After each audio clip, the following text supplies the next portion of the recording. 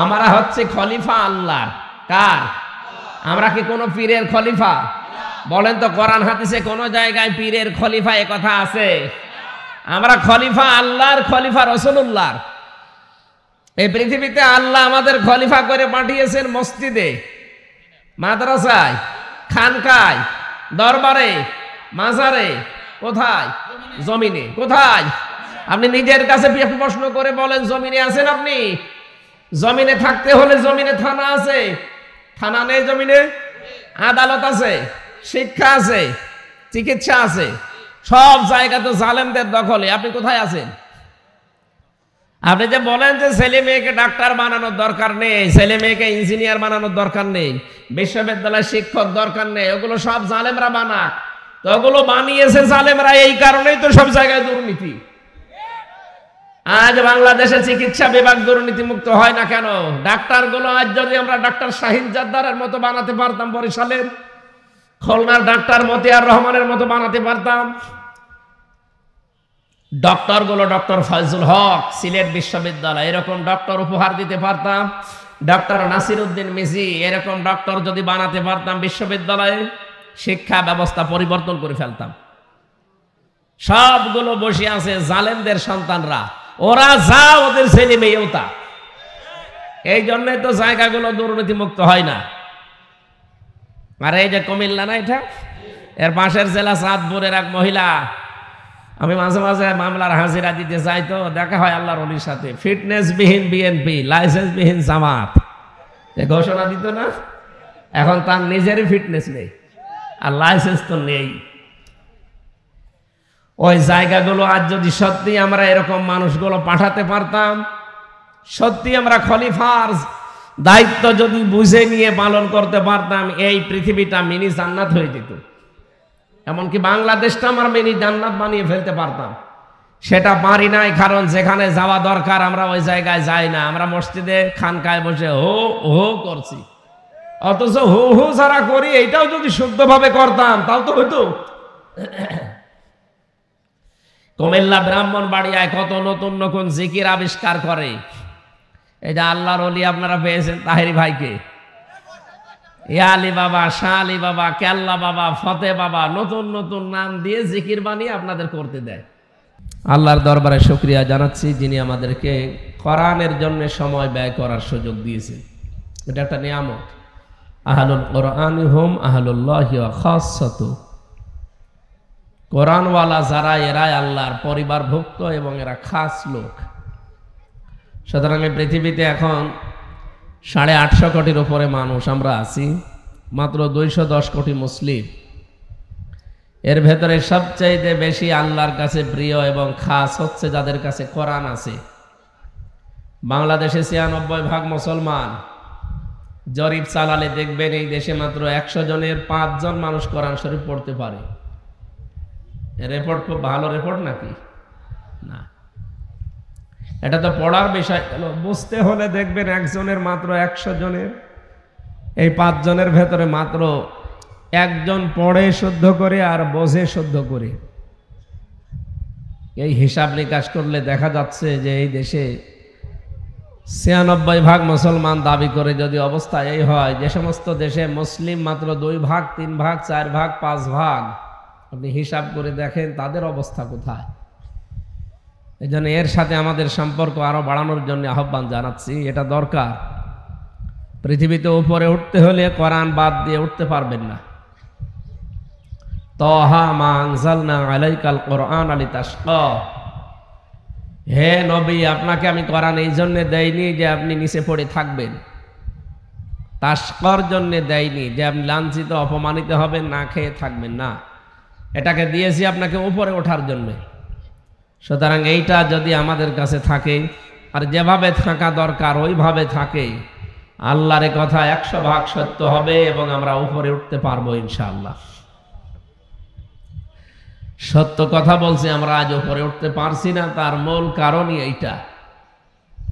তারাকতু ফীকুম আমরাইনি লান তাদিল্লু মা তামাসসাকতুম বিহিমা কিতাবাল্লাহ ওয়া সুন্নাতু রাসূলিহি ইলা আখিরিল হাদিস। বিদায় হজের ভাষণের দিন নবীজির শেষ কথা এটা ছিল যে আমি তোমাদের কাছে দুইটা জিনিস রেখে গেলাম, একটা আল্লাহর কোরআন আর একটা আমার সুন্নাহ। যদি আঁকড়িয়ে ধরতে পারো লাং তাদিল্লু, কখনো পথভ্রষ্ট হবে না। হাদিসের ভাষায় আমরা একটা কথা পেয়েছি, মাড়ির দাঁতের কথা আছে। যদি কোনো সম্প্রদায়, কোনো জাতি আল্লাহর কোরআনকে মাড়ির দাঁতের কথা বললেন কেন? এই সামনের দাঁত, এর পাশের দাঁত, মাড়ির দাঁত। মাড়ির দাঁত দিয়ে কোনো মানুষ কিছু ধরলে সেটা শক্ত করে ধরে। আল্লাহর নবী এখানে মাড়ির দাঁতের কথা জানিয়ে এইটা জানাতে চেয়েছেন আমাদেরকে যে এমনভাবে ধরা লাগবে জীবন যাবে যেন কোরআন ছেড়ে না যায়। এবার যদি ধরতে পারতাম, বিশ্বনবীর বাণী ছিল লাং তাদিল্লু। তাদিল্লু এটা মজারে, বর্তমান ভবিষ্যৎ, প্রেজেন্ট ফিউচার। এর আগে লান এসেছে।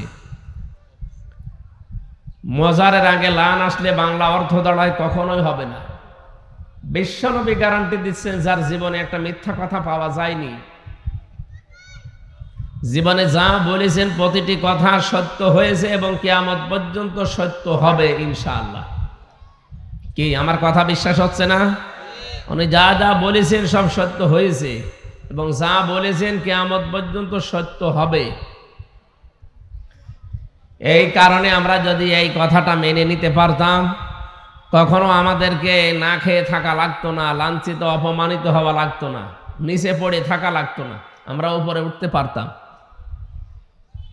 এক নম্বরে আল্লাহর কিতাব। কিতাব আল্লাহ বলা হয় আল্লাহর কিতাবকে, কোরআনে কারিম, যেটা আমরা জানি। দুই নম্বরে সুন্নাত রাসূলিহি, আমার আদর্শ। কিছু মানুষ এখন নতুন করে বের হয় যারা বলেন যে আমরা শুধু হাদিস মানি, আহলে হাদিস। না, এই শব্দটা ঠিক নয়। আপনাকে বলা লাগবে আমরা আহলে সুন্নাত ওয়াল জামাত। নবীজি হাদিস রেখে গেলাম, এ কথা এ হাদিসের ভাষায় পাইনি আমরা। তিনি যে বলতেন আমি হাদিস রেখে গেলাম, পৃথিবীতে এমন কিছু কাজ আছে শুধু হাদিস মানলে আপনি করতে পারবেন না। কথা বোঝেন আমার? দাঁড়িয়ে পোশাক করা জায়েজ আছে না? মানে এমন কোন জায়গা যেখানে বসতে গেলে না পাক লেগে যাবে, এমন কোন জায়গা যেখানে বসতে পারবেন না। এ পর্যন্ত মনে করেন আপনি পানির ভেতরে ডুবে আছেন, চারিদিকে শুধু এই থই থই পানি, এখন প্রসাব লেগেছে, বসে করবেন? বসে প্রসাব করতে গেলে আপনার জীবন থাকবে? সুতরাং এই সমস্ত জায়গাগুলোতে যদি বলেন না আমি হাদিস মানবো, আমি হাদিস ছাড়া কিছু মানি না, আমি আহলে হাদিস, আমি শুধু সহি হাদিস মেনে চলি, আপনি তো মরবেন। আমি আপনাকে ছোট করার জন্য না, বাস্তবতা এইটা। কারা এগুলো করেছেন আমি জানি না। আমাদের বাস্তবতা যেটা বলে নবীজি যা বলেছেন এর বাইরে গেলে আপনি বাঁচতেও পারবেন না। আগুন দিয়ে পোড়ানো কোনো জিনিস যদি কেউ খায় তার ওযু ভেঙে যায়, এটা হাদিস, এটা সহি হাদিস। এটা যদি কেউ এখন মানতে যায়, এই যে আমি এখন চা খালাম, আমি আগুন দিয়ে না, নাকি আগুন ছাড়া চা হবে? আগুন দিয়ে পোড়ানো জিনিস আমি খেলাম, আমার ওযু আছে? এরকম প্রায় 85টার উপরে আমার জানা আছে। শুধু হাদিস মানলে আপনি পারবেন না। এই জন্য নবীজি বলেছেন কিতাব আল্লাহ ওয়াল সুন্নাত রাসূলিহি, আমার আদর্শ রাখলাম, আপনি হাদিস রেখে গেলাম উনি বলেননি। এই জন্যে বিশ্ব নবীর সুন্নাহ যেখানে যেখানে আছে এটাকে আপনাকে আঁকড়িয়ে ধরা লাগবে, একেবারে পরিবার থেকে শুরু করে আন্তর্জাতিক জীবন পর্যন্ত। তাহলে আমরা পথভ্রষ্ট হব না, না খেয়ে থাকবো না, জীবনে উপরে উঠতে পারবো। যারা যারা এগুলো মেনে নিয়েছে তাদেরকে আল্লাহ উপরে তোলে, যারা মেনে নিতে পারে না আল্লাহ তাদেরকে আরো নামিয়ে দেয়। এই জন্য এই যে রেকর্ড হচ্ছে, এই কয়েকজন মানুষ আমার সামনে বসে আছে তা না, আমি এগুলো বলছি এই কারণে, কারণ এটা তামাম দুনিয়া ছড়াচ্ছে। যারাই শুনতে পাচ্ছেন আপনারা ভ্রান্ত ধারণায় আর থাকবেন না। বিশ্বনবী মুহাম্মদ রাসূলুল্লাহকে এই পৃথিবীতে একমাত্র মডেল করে, আদর্শ করে আল্লাহ পাঠিয়েছেন। আমি শক্ত কথা বলছি এই কারণে, কারণ আমাদের যেন বোধগম্য হয়, আমাদের হুঁশ যেন ফিরে আসে। পুরা কোরআন শরীফ পড়তে গেলে যেই 29টা অক্ষরের প্রয়োজন হয়, কয়টা অক্ষর লাগে? 29টা অক্ষর বাদ দিয়ে কোরআন শরীফ পড়তে পারবেন? পারবেন না। প্রতিটি অক্ষরে মুহাম্মদুর রাসূলুল্লাহ সাল্লাল্লাহু আলাইহি সাল্লামের পরিচয় আল্লাহ তুলে ধরেছেন। রব্বুল আলামিন বলেন, আলিফ দিয়ে আমার নবীর নাম আমি দিয়েছি আহমাদ, ইয়াতি মিন বা'দি ইসমুহু আহমাদ। হযরত ঈসা আলাইহিস সালাম তিনি ইন্তেকালের আগে জানিয়েছেন, তিনি ইন্তেকাল করেননি, তাকে আল্লাহ তুলে নিয়েছেন। তার বিদায়ের আগে তিনি জানিয়ে গেছেন যে আমার পরে একজন নবী আসবে, তার নাম আহমাদ, প্রশংসিত। বা দিয়ে আল্লাহ জানিয়েছেন আমার নবী বাশির, তিনি সুসংবাদদাতা।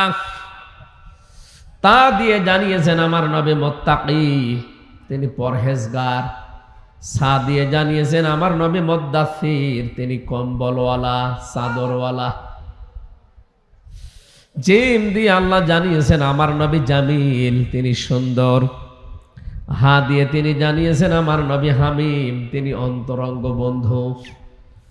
খ দিয়ে আল্লাহ জানিয়েছেন আমার নবী খাতামান নাবিয়্যিন, তিনি সর্বশেষ নবী। আপনি এভাবে পড়তে পড়তে সর্বশেষ অক্ষরে যান, দেখবেন সেই ইয়া দিয়ে আল্লাহ আমার নবীকেই ডাক দিয়েছেন ইয়াসিন। ইয়া মানে হরফে নেদা, হে। সিন মানে সাজ্জেদ, সিন মানে নেতা। আল্লাহ বলেন হে নেতা।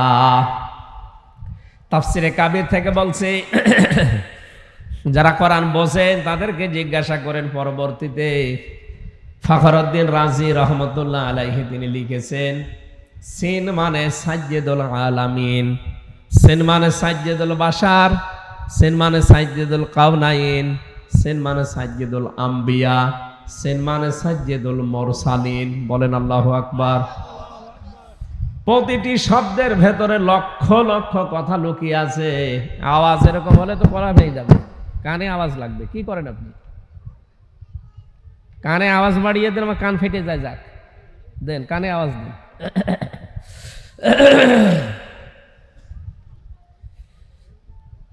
মুফাসসির কিন্তু বলতে পারতেন সাজ্জেদুল আলম মানে দুনিয়ায় এই শেষ।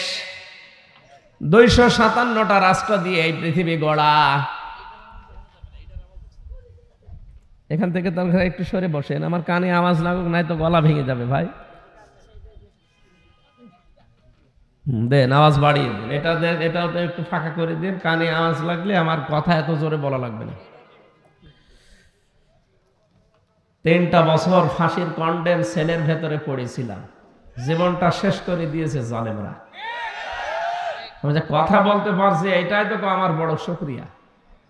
জীবনেও তো কোনোদিন আর ভাবি না যে বাইরের এই আলো বাতাসে আসবো। ওরা যেভাবে রেখেছিল, আর কিছুদিন থাকলে ছাতা মরে যেত।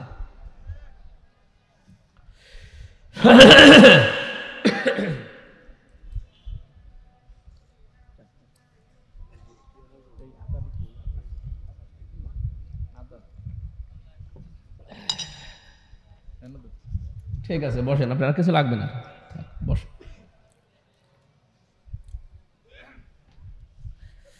তাফসীরুল কোরআন মাহফিলে এসেছেন, আপনারা লিখেও দিয়েছেন তাফসীরুল কোরআন মাহফিল। একটা শব্দ থেকে যে তথ্যগুলো বের করা যায়, যত চিন্তা ভাবনা করবেন তত নতুন তথ্য পাবেন। আমরা তো এর নিয়ে চিন্তা ভাবনা নেই। এ দেশে লালনের গবেষণাগার আছে, লালন ইনস্টিটিউট নেই? কুষ্টিয়াতে লালন গবেষণাগার বানিয়েছে। কয় মন গাঁজা খেয়েছে সেই সব। কোরআনে কারিমের কোন শব্দ নিয়ে চিন্তা ভাবনা করা যায় এমন কোন প্রতিষ্ঠানে দেশে আছে? অথচ সব আল্লাহ এর ভেতরে দিয়েছে। এই যে ইয়াসিন, আমি 5টা অর্থ বের করলাম। এখানে অনেক আলেম বসে আছে, জিজ্ঞাসা করেন তো এর আগে জীবনে নামও শোনেনি। 257টা রাষ্ট্র দিয়ে আমাদের এই পৃথিবী গঠিত। এখন জাতিসংঘের আন্ডারে 191টা আছে, বাকিগুলো এখনো সদস্য হতে পারেনি। সব রাষ্ট্র মিলে 257টা। কয়টা? এই 257টার পরে আর পৃথিবী নেই, শেষ। আল্লাহ আলম বলতে পারতেন সাজ্জেদুল আলম, শুধু এই পৃথিবীর জন্য আপনাকে আমি নেতা করে পাঠালাম না, আলামিন, বহু বছর। তার মানে এরকম জগৎ যত আল্লাহ বানিয়েছেন, আপনি যদি বলেন আমি পৃথিবীর 257টা দেশে থাকি না, আমি চাঁদের দেশে থাকি, সেখানেও আপনাকে বিশ্ব নবীকে নেতা মানা লাগবে।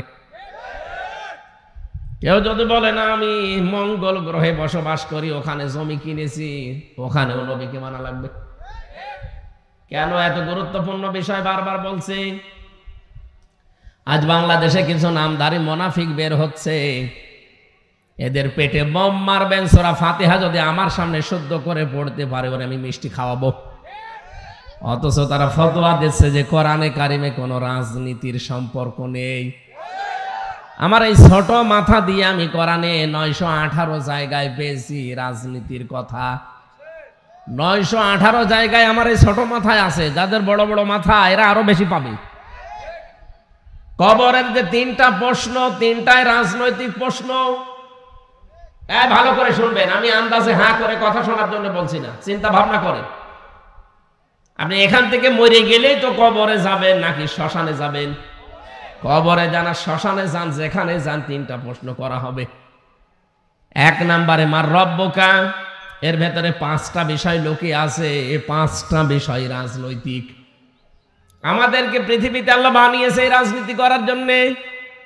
ইন্নী জাইলুন ফিল আরদি খলিফা, অবশ্যই আমি পৃথিবীতে খলিফা পাঠাতে চাই। আল্লাহ কি বলেছিলেন যে আমি মানুষ পাঠাতে চাই? না, বলেননি। তিনি বলেছিলেন আমি খলিফা পাঠাতে চাই। ও বাংলার জনগণ, বলেন তো এই আয়াতের ভেতরে আল্লাহ কিন্তু ইন্নী, অবশ্যই আমি, জাইলুন ফিল আরদি, আমি পাঠাতে চাই জমিনে। আল্লাহ এখানে বলতে পারতেন না ফিল কি? ফিল কি? আমরা যেখানে থাকি। আজ বাংলাদেশে তো খলিফা পাওয়া যায় না জমিনে, পাওয়া যায় খানকায়। আরে কুমিল্লা, ব্রাহ্মণবাড়িয়া এগুলো আরো বেশি।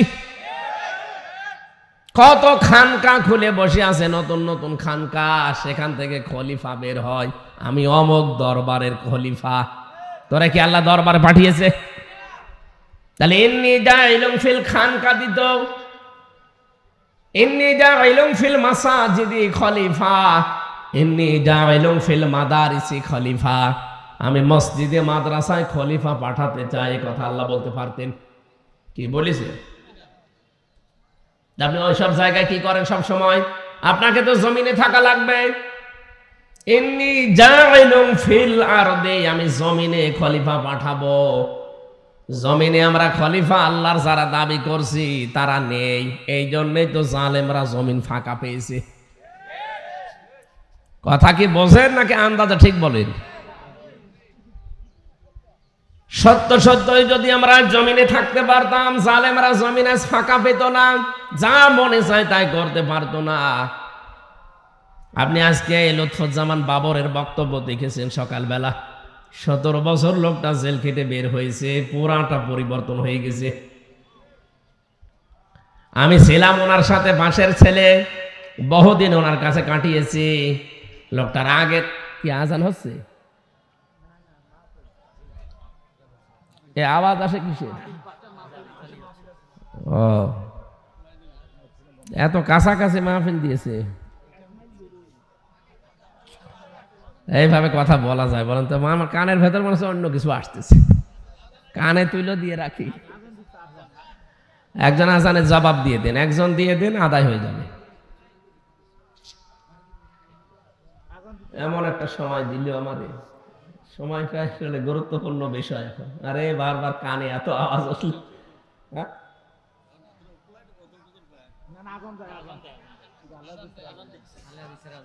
আমি ক্লাসের আকারে কথা বলি তো, আমার বিশ্ববিদ্যালয়ে যেভাবে ক্লাস পেয়েছি, আমি যে কোনো বিষয়ে কথা বললে 40-45 মিনিট ক্লাস নেই, যেন অন্তত যারা বসে আছে 1 ঘন্টার ভেতর একটা 10টা শিক্ষা নিয়ে বাড়ি যেতে পারে।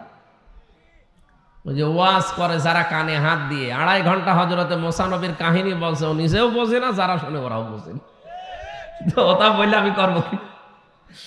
এই জন্য আমি 10 মিনিট বলি, অন্তত 10 মিনিটই আমার করণীয় কি বর্জনীয় কি এটা যেন আমার জানা যায়। আমরা হচ্ছে খলিফা আল্লাহর। কার? আমরা কি কোনো পীরের খলিফা? বলেন তো কোরআন হাদিসে কোন জায়গায় পীরের খলিফা এ কথা আছে? আমরা খলিফা আল্লাহর, খলিফা রাসূলুল্লাহর। এই পৃথিবীতে আল্লাহ আমাদের খলিফা করে পাঠিয়েছেন মসজিদে, মাদ্রাসায়, খানকায়, দরবারে, মাজারে। কোথায়? জমিনে। কোথায়? আপনি নিজের কাছে প্রশ্ন করে বলেন, জমিনে আছেন আপনি? জমিনে থাকতে হলে জমিনে থানা আছে, থানা নেই জমিনে? আদালত আছে, শিক্ষা আছে, চিকিৎসা আছে, সব জায়গা তো জালেমদের দখলে। আপনি কোথায় আছেন? আপনি যে বলেন যে ছেলে মেয়েকে ডাক্তার বানানোর দরকার নেই, ছেলে মেয়েকে ইঞ্জিনিয়ার বানানোর দরকার নেই, বিশ্ববিদ্যালয়ের শিক্ষক দরকার নেই, ওগুলো সব জালেমরা বানাক।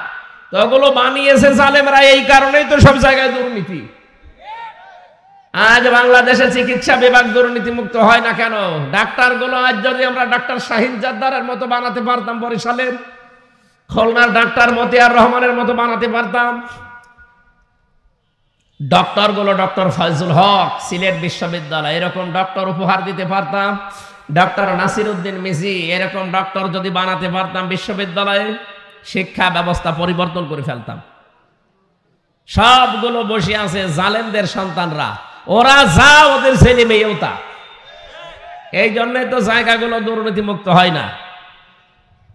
আর এই যে কুমিল্লা না, এটা এর পাশের জেলা চাঁদপুরের এক মহিলা, আমি মাঝে মাঝে মামলার হাজিরা দিতে যাই, তো দেখা হয় আল্লাহর ওলির সাথে, ফিটনেস বিহীন বিএনপি, লাইসেন্স বিহীন জামাত, ঘোষণা দিত না। এখন তার নিজেরই ফিটনেস নেই আর লাইসেন্স তো নেই। ওই জায়গাগুলো আজ যদি সত্যি আমরা এরকম মানুষগুলো পাঠাতে পারতাম, সত্যি আমরা খলিফার দায়িত্ব যদি বুঝে নিয়ে পালন করতে পারতাম, এই পৃথিবীটা মিনি জান্নাত হয়ে যেত। এমনকি বাংলাদেশটা আমরা মিনি জান্নাত বানিয়ে ফেলতে পারতাম। সেটা পারি নাই, কারণ যেখানে যাওয়া দরকার আমরা ওই জায়গায় যাই না। আমরা মসজিদে খানকায় বসে হো হো করছি, অথচ হো হো যারা করি এইটাও যদি শুদ্ধভাবে করতাম তাও তো হইতো। কুমিল্লা ব্রাহ্মণবাড়িয়ায় কত নতুন নতুন জিকির আবিষ্কার করে। এই যে আল্লাহর ওলি আপনারা পেয়েছেন তাহেরি ভাইকে, ইয়ালি বাবা, শাহ আলী বাবা, কেল্লা বাবা, ফতে বাবা, নতুন নতুন নাম দিয়ে জিকির বানিয়ে আপনাদের করতে দেয়। আর মানুষও দেশে পাগল। কি খান আপনারা? হ্যাঁ, ভাত খান না? অন্তত মাথায় যদি মগজ কিছু নাও থাকে, তাও তো এরকম ভণ্ডামি জিকির করা ঠিক না।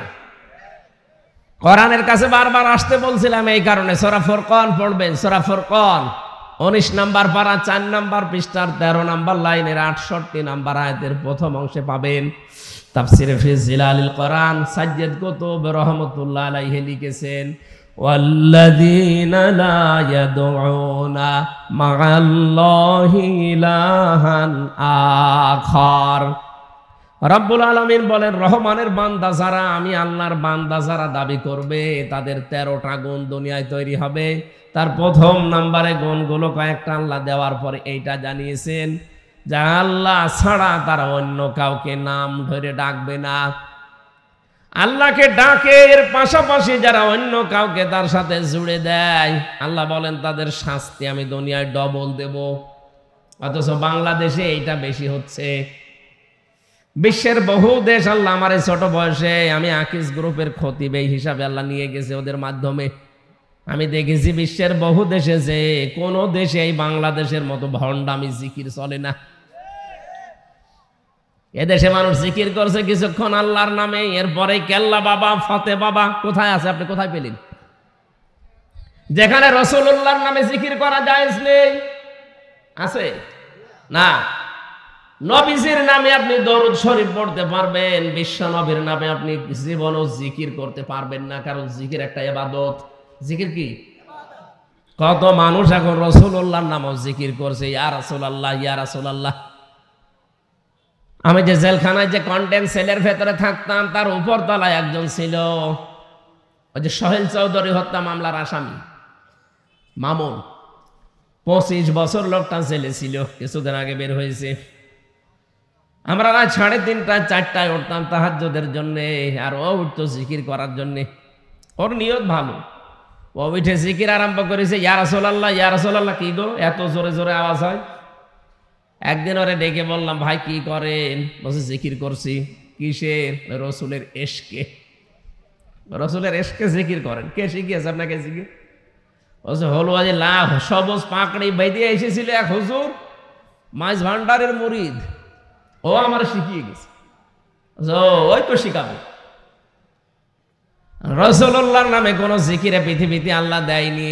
জিকির হবে শুধুমাত্র কেবলমাত্র কার নামে? ওই দিন থেকে দেখলাম পরবর্তী যতদিন ছিল কোনদিন আর রাসূলুল্লাহর নামে জিকির করে নাই। এরকম বহু মানুষ হয়তো জেনে হোক না জেনে হোক করছেন, এটা আজকে বাদ দিয়ে দেবেন।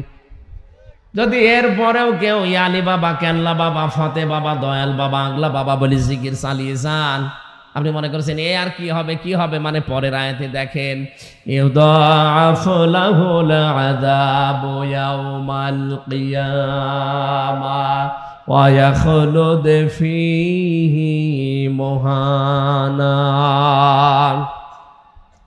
রব্বুল আলামিন বলেন শাস্তি তাদের জন্য রেডি করলাম কিয়ামতে, আর অপমানজনক নিকৃষ্ট অবস্থায় ওদেরকে নিম্ন নিকৃষ্ট এই অবস্থা তৈরি করে এদের জাহান্নামে স্থায়ীভাবে ফেলে দেব। বলেন নাউজুবিল্লাহ। এখানে বিষয়টা ছোট মনে হলেও এইটা আর ইবাদত হিসাবে করা যাবে না। এখন থেকে জিকির হবে শুধুমাত্র কার নামে? বাবার নামে, রাসূলুল্লাহর নামে না। আমি যে শব্দটা আরম্ভ করেছিলাম, যেহেতু জমিনে আমাদেরকে আল্লাহ খেলাফতের দায়িত্ব দিয়ে পাঠিয়েছে, সুতরাং এই দায়িত্বটা পালন করা ইবাদত অনেকে আমরা মনে করি না, এটা দুনিয়ার কাজ। ভালো করে মনে রাখবেন, দুনিয়ার কাজ বলে কিছু নেই, সব আখিরাতের কাজ। আপনি যা করবেন এইটা দিয়ে আপনার আখিরাত তৈরি হবে। কি কথা বোঝেন? বিশ্ব নবীকে আল্লাহ ইয়াসিন বলে যে সর্বশেষ অক্ষর দিয়ে ডাক দিলেন, আর মুফাসসির এখানে তাফসীর করতে গিয়ে সাজ্জেদুল আলম না বলে সাজ্জেদুল আলামিন দিলেন। এটা জানাতে চেয়েছেন পৃথিবী না যে কোনো আল্লাহর সৃষ্টি জগতে কেউ যদি বসবাস করে, সেখানে আল্লাহর নবীকে তার আদর্শ মানা লাগবে, অন্যথায় তার মুক্তির কোনো গ্যারান্টি নেই। এই জন্যে আমাদের উচিত হচ্ছে, আমরা বুঝে শুনে অনেকে ভুল করছি, যাদের আদর্শ এখনো ঠিক হয়নি, এই মুহূর্তে আপনি পরিবর্তন হয়ে যাবেন। সূরা হুদের ভেতরে পাবেন, এটা 12 নম্বর পারা 12 নম্বর পৃষ্ঠার 1 নম্বর লাইনের 98 নম্বর আয়াতে আছে। যদিও আয়াতটা ফেরাউন সম্পর্কে নাজিল হওয়া, যত মুফাসসির এই পৃথিবীতে এখন পর্যন্ত তাফসীর করেছে আয়াতের, আমি প্রায় 42টার উপরে আমার বিশ্ববিদ্যালয়ে মিলিয়েছি। সব মুফাসসির আয়াতের ব্যাপারে সামারাইজ কথা একই দিয়েছেন, যেই দলের নেতা জাহান্নামে যাবে, ওই দলের যত অনুসারী কর্মী সব জাহান্নামে যাবে। এটা যদি কেউ রাজনীতির কথা মনে করে চলে যান, আপনার কপালে আগুন লাগবে। আপনি এখানে নিজে বলেন তো, এই আয়াতের ব্যাখ্যা করতে গিয়ে আমি আরেকটা আয়াত পেয়েছি তাফসীরে ইবনে কাসিরে, ওটা আছে সূরা বানি ইসরাঈল 15 নম্বর পারা 8 নম্বর পৃষ্ঠার 3 নম্বর লাইনের 71 নম্বর আয়াতের প্রথম অংশে আছে। এত দলিল দিয়েও আপনার রাগ হয়, আপনি মিলান না কেন? একটা কথা যদি উলট পালট পান, জীবনে আমি কথা বলবো না, কিন্তু যা বলছি যদি এটা পেয়ে যান, আপনাকে মেনে নেওয়া লাগবে। আপনি নিজেও কোরআন হাদিস পড়েন না, আমির হামজা বলবে আপনি মানবেনও না। আপনি কি হয়েছেন কি আপনি? হ্যাঁ,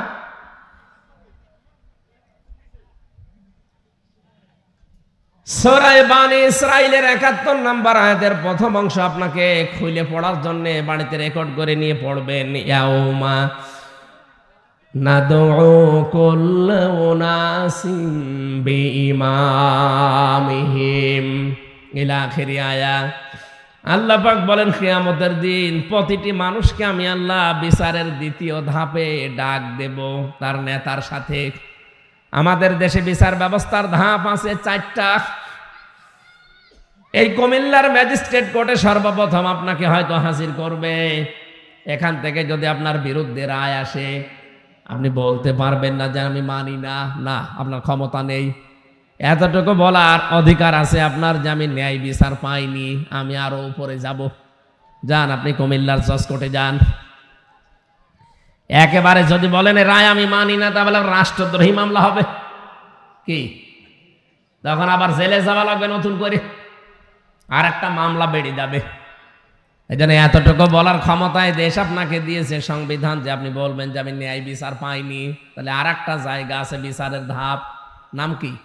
জজ কোর্ট। নাম কি? জজ কোর্ট থেকে রায় আপনার বিরুদ্ধে যদি আসে, বলতে পারবেন যে আমি মানি না? না, পারবেন না। এতটুকু বলতে পারবেন যে আমি ন্যায় বিচার পাইনি, আমি আরো উপরে যাব। যান, এবার আর কুমিল্লা হবে না, বাংলাদেশের কোনো জেলায় হবে না, যাওয়া লাগবে কোথায়? ঢাকা।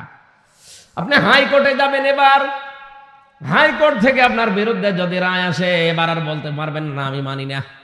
এতটুকু আবার বলার ক্ষমতা রাখবেন যে আমি ন্যায় বিচার পাইনি, আমি আরো উপরে যাব। যান, সুপ্রিম কোর্টে যান, সেখানে আবার বিভাগ বেঞ্চ আছে 2টা।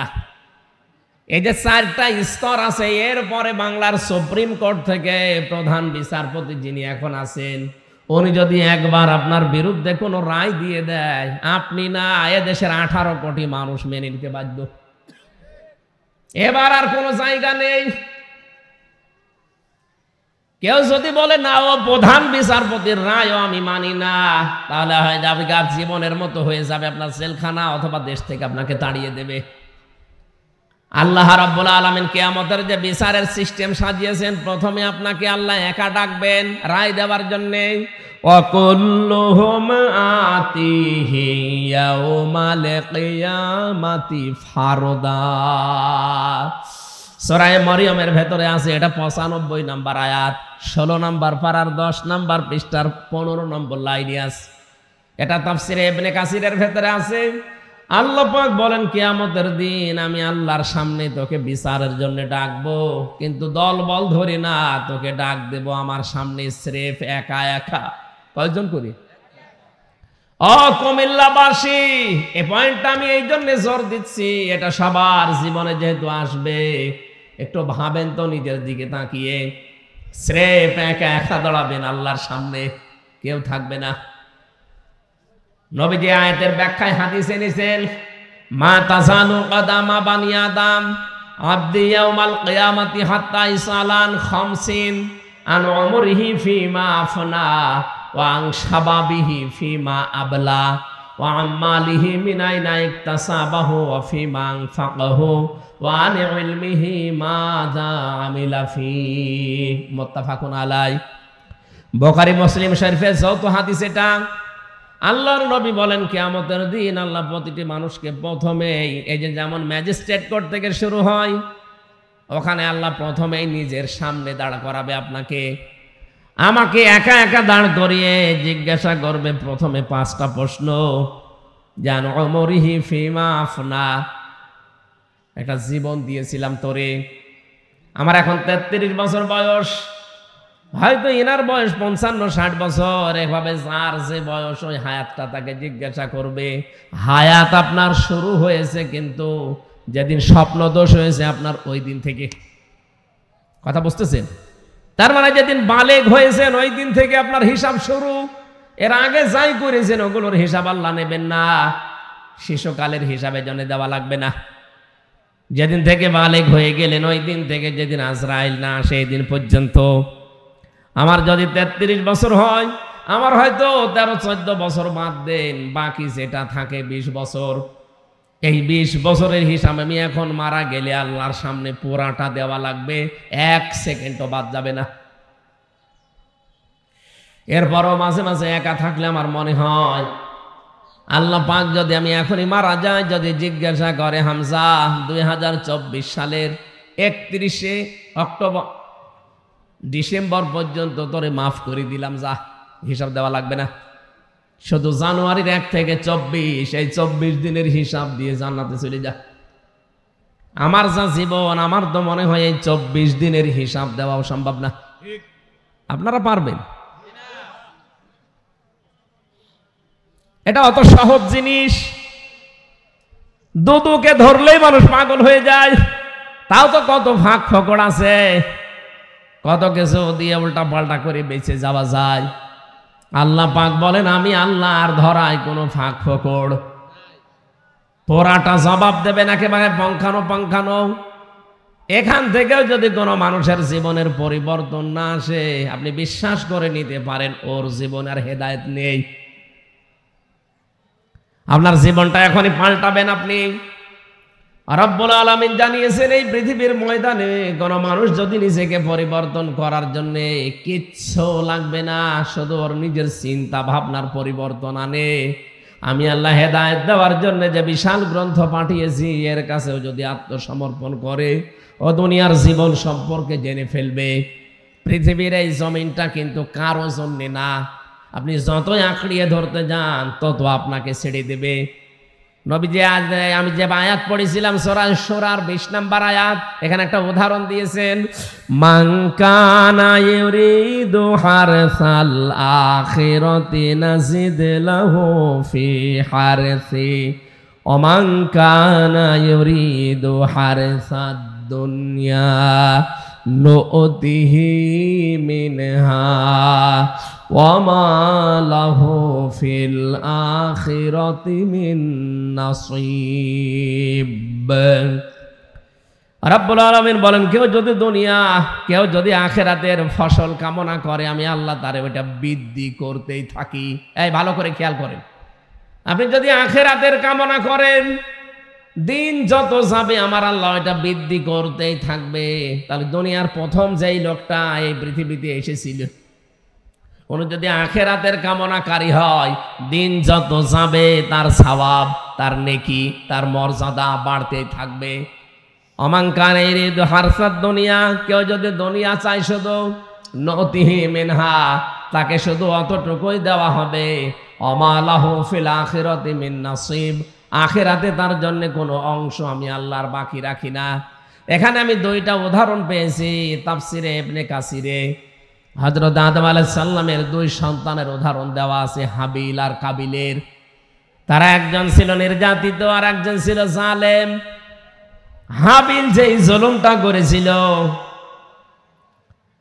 কাবিল যেই জুলুমটা করেছিল হাবিলের উপরে, রব্বুল আলামিন ওটা তেলাওয়াত করে আমাদেরকে আবার সূরা মায়েদার 27 নম্বর আয়াতে শুনিয়েছেন, অতলু আলাইহিম নাবা বানাই আদামা বিল হক ইয করবা কুরবানান ফাতুকবিলা মিন আহাদিহিমা ওয়া লাম ইউতাকাব্বাল মিনাল আখার قال لأقتلنك قال إنما يتقبل الله من المتقين سبحان الله।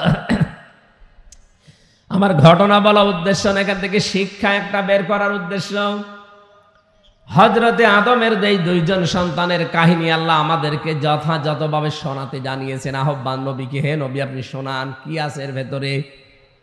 এই যে এক ভাই আর এক ভাইকে যে প্রথম হত্যা করেছিল, এই দুনিয়ায় প্রথম হত্যাকাণ্ড সংগঠিত হয় হাবিলের মাধ্যমে কাবিলের মাধ্যমে হাবিলকে। এই জন্য কিয়ামতের দিন আল্লাহ যেদিন বিচার ব্যবস্থা আরম্ভ করবেন, সর্বপ্রথম বিচার শুরু হবে হত্যার। কিসের? ওই দিন থেকে আজকের এই দিন পর্যন্ত, এখান থেকে কিয়ামত পর্যন্ত যত হত্যা দুনিয়ায় সংগঠিত হবে তার একটা পার্সেন্টেজ ওই কাবিলের আমলনামায় যেতেই থাকবে। যেহেতু আর একটা সন্তান যাকে হত্যা করা হয়েছিল তার নাম হাবিল, এর কিছু করার ছিল না। সে বলেছিল আমারও হাত আল্লাহ দিয়েছে, আপনার মতো আমারও দুইটা চোখ আছে, আমি ওই ইচ্ছা করলে উল্টা অ্যাকশন আপনার উপরে নিতে পারি। কিন্তু না, এর পরবর্তীতে আল্লাহ ব্যাখ্যা দিয়ে জানিয়েছেন যে আমি যদি দুই হাত প্রসারিত করি আপনাকে কিছু করার জন্য আমি কিন্তু পারি, কিন্তু না, আমি করব না। আমি ছেড়ে দিলাম আপনাকে। দুনিয়ায় আপনি যে অপরাধ করছেন এইটার জন্য যা হচ্ছে আপনি পাবেন, আমাকে অন্যায়ভাবে দুনিয়ায় মেরে ফেলার জন্য যা হচ্ছে এইটাও আপনি পাবেন। এই জন্য কিয়ামত পর্যন্ত যত হত্যা হবে অন্যায়ভাবে, প্রতিটি হত্যার একটা একটা করে গোনা আদমের সন্তান এই কাবিলের আমলনামায় যেতেই থাকবে।